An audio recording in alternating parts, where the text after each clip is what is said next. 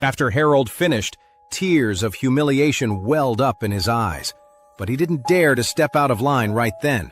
He knew his grandma must be incredibly disappointed in him. At this point, he couldn't risk saying anything else to make her angrier. Mrs. Wilson saw that Harold had admitted his mistake, and she felt a bit of relief. She didn't want her grandson kneeling to Charlie, but the thing was, that terrible oath was tied to her own life. She was a devout Christian, and if Harold didn't follow through, she was afraid she'd have trouble sleeping and eating, terrified of some kind of divine punishment. So she looked at Harold and said lightly, "Harold, let these 3 bows be a little lesson for you. Don't go around making bets you can't be sure you'll win. And if you do bet, don't drag your family into it." Harold said, his face grim, "I know, Grandma. It won't happen again." As he spoke, his eyes shot a venomous glare at Charlie. He was thinking about what a Charlie was for forcing him to kneel, making him lose face.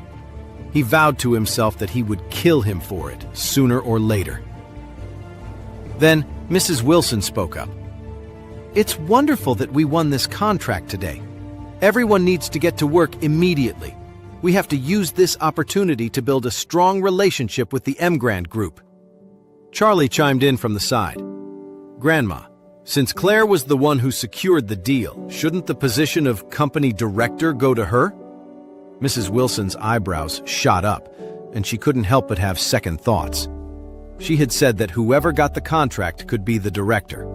However, the thought of Claire, whom she had never liked, and her good-for-nothing, irritating husband, made her change her tune. If she promoted Claire, and Claire was no longer under her thumb, what would happen? At that moment, she wanted to take back her promise. After all, she hadn't made some life-or-death oath about it, so she could do it with a clear conscience. However, she knew she couldn't say that right after Claire had just landed the massive contract, so she found a convenient way to stall. "Well, tomorrow night, I'll host a banquet and invite all the important people in Orris Hill. Then, in front of everyone, I will announce our partnership with the Mrand Group and the appointment of the new director." Hearing this, Charlie felt a wave of relief and satisfaction. Claire smiled softly. It seemed the director position was finally hers. She wouldn't have to worry about being pushed around anymore, and her parents could finally hold their heads high. Mrs. Wilson turned to Claire and said, "Claire, there's one more thing I need your help with." Claire quickly replied, "Of course, Grandma. What is it?" Mrs. Wilson said, "I want you to contact the chairman of the Mrand Group and invite him to the banquet tomorrow." After a pause, Mrs. Wilson added with an expectant look, "If he comes to our banquet, it would be a massive coup for our family. It would really put the Wilson family on the map." Claire thought for a moment, then hesitated. "But when I went last time, I only met Doris, the vice chairwoman. I never met the chairman himself. Besides, we just landed this project. Isn't holding a banquet like this a little aggressive?" "So what?" Mrs. Wilson retorted. "I want everyone in Orris Hill to know that we're tied to a powerhouse like the Mrand Group now. This is how the Wilson family is going to grow. Even if the chairman can't make it, it's fine to just invite Doris. She's the second in command at the Mrand Group, and having her there would be a huge boost to our reputation." At this point, Mrs. Wilson was practically giddy. The thought that the powerful families who once wouldn't give them the time of day might one day have to come to them for favors filled her with a rush of excitement. The Wilson family, under her leadership, was going to be more magnificent than ever. Claire considered this for a moment before replying hesitantly, "I understand. I'll try." "This isn't about trying. You must get an invitation accepted." Claire nodded meekly, then quietly turned to Charlie. "What am I going to do?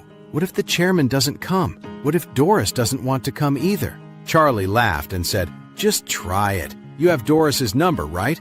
Who knows? Maybe she'll say yes the moment you call." He thought about the upcoming banquet. It was a chance to show off the Wilson family's new status, but more importantly, Claire would be announced as the new director. His wife was getting a promotion, and he was proud to be her husband. Clare, of course, had no idea her husband was the very chairman they were talking about. She sighed, conflicted. "He's the chairman of the Mrand Group," she said, "and they say he's the heir to the East Cliff Wade family. Why would someone like that ever come to our little banquet?" Charlie smiled and said, "You never know. Maybe he's just a regular guy who likes to stay home with his wife, cooking and doing the laundry." Clare shot him an annoyed look. "You think everyone is just like you?" Charlie nodded.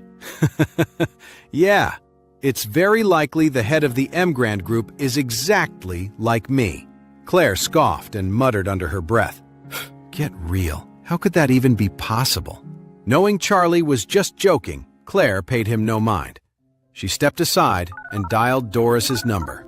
The call connected quickly. Doris's cheerful voice came through. "Miss Clare, hello!" "Hello, Miss Young. I was hoping I could ask for your help with something," Clare said, a little embarrassed. "Of course. What is it?" Doris replied. Clare gathered her thoughts, took a deep breath, and bravely asked, "I was wondering if the chairman is free tomorrow night. We're hosting a banquet to officially announce our partnership with the Mrand Group, and we were hoping the chairman might honor us with his presence." Doris was quiet for a moment before replying, "Miss Clare, I can't make that decision for him, but I can certainly ask for you." Clare said respectfully, "Thank you. I would really appreciate that." After hanging up, Clare clutched her phone anxiously, waiting for a call back. Just then, Charlie's cell phone rang. Charlie's eyes widened. He mentally kicked himself. He'd forgotten to put his phone on silent. It had to be Doris, calling to ask his opinion. Charlie composed himself, answered the phone, and said casually, "Yeah?" Doris's voice came through. "Chairman, the Wilson family is hosting a banquet tomorrow night. Would you like to attend?" Charlie replied, "Oh, that. Yeah, fine, I'll go." With that, he quickly hung up and mumbled, "These telemarketers are so annoying." Clare didn't suspect a thing. A moment later, her phone rang again. It was Doris. "Miss Clare, our chairman has agreed. He said he'll be there." "Really? That's wonderful. Thank you so much for your help, and please thank the chairman for me." Clare was suddenly overcome with excitement. She couldn't believe he had actually agreed. Clare rushed over to Mrs. Wilson. "Grandma, the chairman of the Mrand Group agreed. He's coming." "Really?" Mrs. Wilson was suddenly ecstatic. She immediately turned to the Wilson family members in the room and commanded, "Get everything ready. Book the best hotel. Order the finest food and drinks, and prepare to welcome the Mrand chairman. And another thing," she added, "send invitations to every major company in the city. Let them know that the chairman of the Mrand Group will be there." In an instant, the entire Wilson family was a flurry of activity. Everyone was buzzing with excitement, calling various business partners and the most influential figures in Oris Hill City. This was, without a doubt, a game changer. Soon the news had spread all over Oris Hill. The mysterious new chairman of the Mrand Group was going to make an appearance at the Wilson family's banquet tomorrow. Mrs. Wilson fielded countless calls, answering every one with a smile. She was overjoyed. After tomorrow's banquet, the Wilson family would be the most talked-about family in Oris Hill City. Thinking about it made her smile with excitement. "All right, that's enough for today. Start preparing for the banquet. This meeting is adjourned." After the meeting ended, Mrs. Wilson went back to her office. Harold, rolling his eyes, followed right behind her. "Grandma, are you really going to make Clare the director?" Harold asked bluntly as soon as they were alone. Mrs. Wilson's brow furrowed. She said coldly, "I already promised Clare. Why shouldn't I give her the position?" Harold pushed back. "Grandma, you can't let her be the director." "And why not?" Mrs. Wilson retorted. "She landed us a huge contract. She's the hero of this company, and she's earned it." Harold said quickly, The only reason Claire got the Mrand contract is because Wendell from the Jones family was helping her. I heard he went to her house yesterday, and then, surprise, surprise, the Mrand Group signs with us today. What a coincidence! I'm telling you, it's because she s***ed with him. Mrs. Wilson's expression darkened. Is what you're saying true? Harold insisted. Of course it's true. Wendell definitely went to see Claire last night. You can ask around and find out for yourself. Then Harold added, Grandma, she's a married woman. If word gets out about her and Wendell, people will say the Wilson family only got the Mrand Group contract because of that. What would that do to our family's reputation? To your reputation? Mrs. Wilson frowned. Deep down, she already believed most of it. She knew Wendell had a thing for Claire. On her birthday, he'd given her a lucky charm he claimed was worth $3 or $4 million. That would certainly explain how Claire managed to land a $60 million contract. Harold pressed on. If you make a shameless woman like that the director, our reputation will be destroyed. We have to pick someone else for the job, and then we can give them the credit for landing this deal. It should be a man. That's the best way to avoid any more rumors. Mrs. Wilson nodded slowly. She was almost completely convinced. Looked at this way, she really did have to pick another director to put an end to the rumors. If people started saying that the contract was because of Claire and Wendell, she could just point to a new director and claim they were the one who secured the deal. That way, no one could say the family relied on Claire.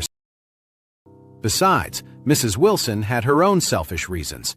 She'd never liked Claire. She had always favored the men in the family over the women, and she didn't want to see Claire gain any more power or influence. She had to keep Claire in her place to make sure the Wilson family's assets wouldn't fall into the hands of an outsider. Thinking of this, she made up her mind. So she looked at Harold and said coldly, Harold, from now on you'll listen to me. You'll do what I ask you to do, and you won't do anything I forbid. Do you understand? Harold immediately answered with devotion. Grandma, don't worry. From now on, what you say goes. I'll do anything you tell me to. Good. Mrs. Wilson nodded, satisfied. At the banquet tomorrow, I will tell everyone that you are the new director and that you're fully responsible for the partnership with the Mrand Group. But you must remember to be obedient. I can make you, and I can break you. Harold was ecstatic and quickly promised, Grandma, don't worry. I will be. I'll be completely obedient.